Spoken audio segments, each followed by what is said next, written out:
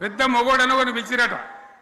మొగోడని మోల్కాల్చడానికి పిలిస్తే ఎలక పిల్లని చూసి ఎల్లంకర పడ్డాడు. ఇక మా అంత సిపాయి లేరు, మేము తెచ్చే ఇస్తాం, 6 సందమామలు పెడతాం, 7 సూర్యులు పెడతాం అని నమ్మబలికి ప్రజలను దగా చేసి మంచిగున్న తెలంగాణ నాగం పట్టించి ఓట్లు వేయించుకొని ప్రజలను మోసం చేసిండ్రు, దగా చేసిండ్రు. ఈ మాట నిజం, మీ అందరికి తెలుసు. ఇవాళ ఏం మాట్లాడతారు? మమ్మల్ని ఎవరు నమ్ముతలేడు, మాకు అప్పు ఉడతలేదు, యాడికెళ్ళి తెచ్చియాలి అని ఇప్పుడు మాట్లాడుతున్నాం.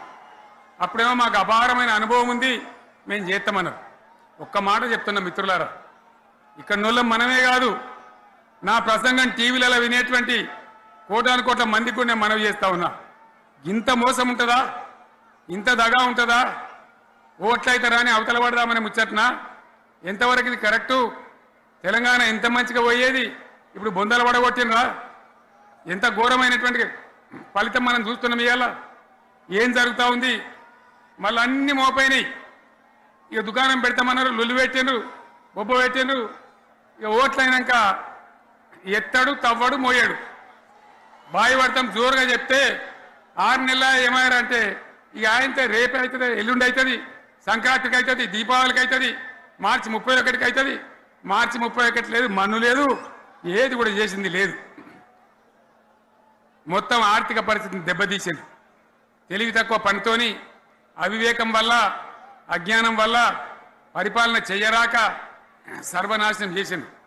రాష్ట్ర ఆర్థిక పరిస్థితి ఎంత మంచిగా ఉండే, ఎంత బాగా పోతా ఉండే. మేము కష్టపడి కడుపు కట్టుకొని నోరు కట్టుకొని సంవత్సరానికి 10 నుంచి 15 వేల కోట్ల ఆదాయం పెంచినాం. అనేక రివ్యూ మీటింగులు చేసినాం. ఎంత బాగా తీసుకొని పోయినాం, తెలంగాణను ఎట్లా తయారు చేసినాం, ఆ విధంగా తీసుకొని పోయినాం. ఇవాళ ఒక్క మాట మీరు అందరూ ఆలోచన చేయాలి. ఇక్కడ ఉన్న వాళ్ళు కానీ నా మనసు బాధ అవుతుంది, నా మనసు కాలుతుంది, ఇబ్బంది అవుతుంది. నా కళ్ళ ముందటనే తెలంగాణ ఇట్లా కావడం నాకు దుఃఖం కలిగిస్తూ ఉంది. నేను ఆవేదనతో చెప్తున్నా ఈ మాట. ఒక్క మాట మీరు అందరూ ఆలోచన చేయండి. తెలంగాణలో భూముల ధరలు ఎట్లుండే? కేసీఆర్ ముఖ్యమంత్రి ఉన్నప్పుడు, బీఆర్ఎస్ రాజ్యం చేసినప్పుడు భూముల ధరలు ఎట్లుండే? ఆనాడు కొనేటోళ్ళు ఎక్కువ ఉండిరి,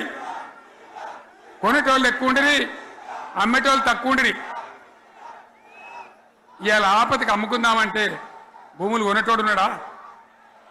అడుగుతున్నా భూముల ధరలు ఎక్కడికి పోయినాయి? ఎవరికన్నా 5 ఎకరాలు డాంబర్ రోడ్డు పక్కకుంటే నేను 5 కోట్ల మనిషిని, నేను కోటీశ్వరుని అనే ధైర్యంలో రైతులు ఉండరు. ఇవాళ అడిగేటోడు ఉన్నాడా? ఉన్నదా? ఒక్కటే ఏడాదిలో గింత గల్లంత అవుతుందా? కేసీఆర్ పక్కకు పోగానే ఇంత ఆగమవుతుందా? ఇంకో మాట నేను అడుగుతా ఉన్నా. కరెంటును 35 ఏళ్ళు బాధపడ్డాం. నా బావి కాడ కూడా మోటార్లు కాలినాయి. బీఆర్ఎస్ వచ్చినాక, నేను ముఖ్యమంత్రి అయినాక ఒక్కటే ఏడాది బావులా దాన్ని చక్కగా చేసి 24 గంటల కరెంటు ఇయ్యలే, నడవలే. రెప్పపాటు కూడా కరెంటు పోకుండా 24 గంటల కరెంటు తేలేదా? మరి మా అంత సిపాయి లేరంటే కేసీఆర్ మంచిగా ఇచ్చిన కరెంటు మీకెందుకు ఇయ్యే శాతం అయితే లేదు అని చెప్పి నేను అడుగుతా ఉన్నా. తెలంగాణ ప్రజల పక్షాన్ని అడుగుతా ఉన్నా. ఎందుకు ఇలా ప్రజల గోస ఉంచుకుంటా ఉన్నారు? మళ్ళా మోటార్లు కాలుతున్నాయి, ట్రాన్స్ఫార్మర్లు కాలుతున్నాయి, లంచాలు పెరుగుతున్నాయి, అది శాతం అయితే లేదా? మళ్ళీ ఇలా తెలంగాణ పోవన్నా మోటార్ పెట్టడానికి? ఏం దౌర్భాగ్యం ఇది! ఎటువంటి శని నెత్తి మీద పెట్టుకున్నాం మనం. మీరందరూ ఆలోచన చేయాలి. భూముల ధరలు ఎటుపోయినాయి, కరెంట్ ఎక్కడ ఎవడెత్తుకపోయా? మిషన్ భగీరథ అసెంబ్లీలో నిలబడి ఛాలెంజ్ చేసిన నేను.